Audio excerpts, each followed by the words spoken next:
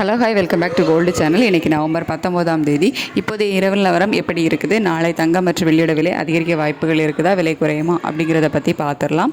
So இன்றைக்கி தங்கம் வந்து இருமுறை விலை அதிகரிச்சிருந்துச்சு.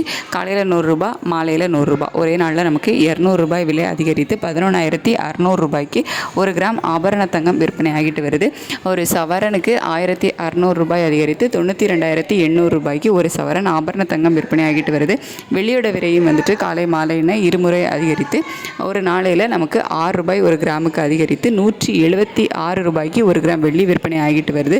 ஸோ தங்கம் மற்றும் வெள்ளி இரண்டுமே இன்றைக்கி இருமுறை வந்து அதிகரிச்சிருந்துச்சு. இப்படிப்பட்ட சூழலில் இப்போது இரவு நிலவரம் எப்படி இருக்குது அப்படின்னு பார்த்தீங்கன்னா, மீண்டும் சர்வதேச அளவில் தங்கம் மற்றும் வெள்ளி இரண்டோட விலையுமே வந்து அதிகரித்து தான் காணப்படுது.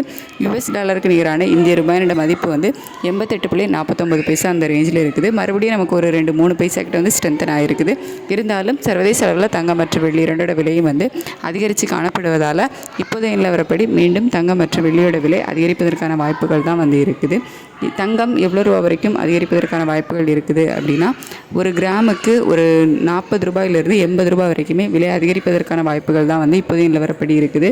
வெள்ளியோட விலையும் ஒரு கிராமுக்கு 3 ரூபாயிலிருந்து ஒரு 6 ரூபாய் வரைக்குமே அதிகரிப்பதற்கான வாய்ப்புகள் தான் வந்து இருக்குது.